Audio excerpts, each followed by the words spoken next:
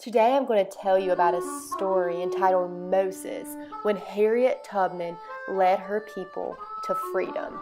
But first, let me give you a little background about what's going on during this time.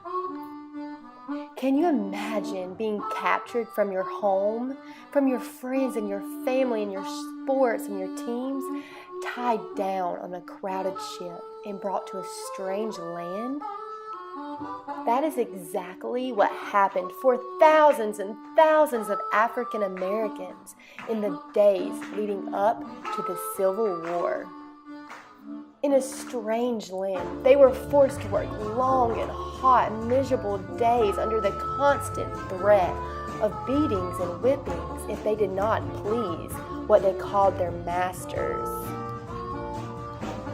Many of these slaves dreamed of escape, but most were too afraid of attempting to escape for fear of being caught and punished severely. Notice now, I said most, not everyone. There were a few brave individuals who broke free from the bonds of slavery and made their way out.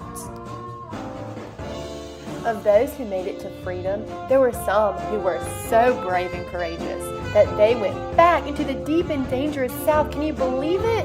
To lead out more slaves to freedom. What emerged during this time was something called the Underground Railroad.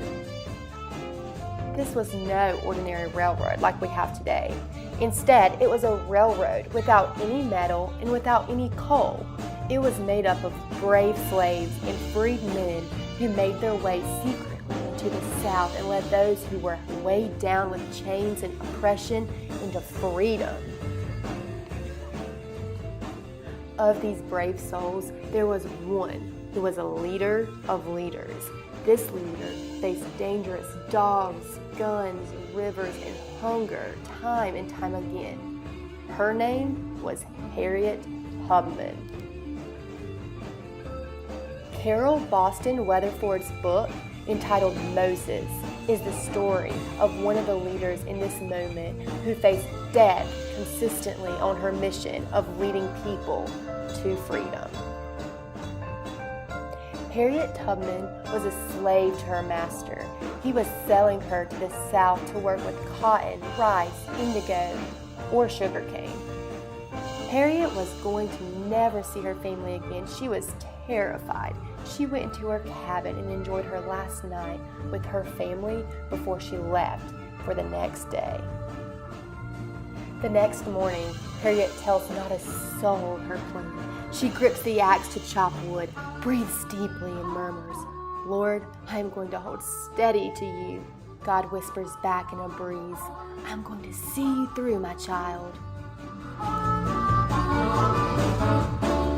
That night, Harriet sang songs, hoping her loved ones would be able to hear those songs.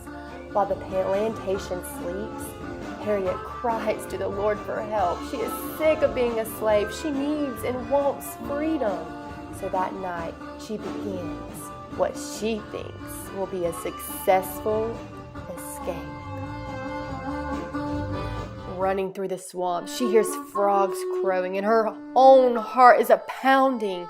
Crying out to the Lord, she keeps on going, knowing that He is with her.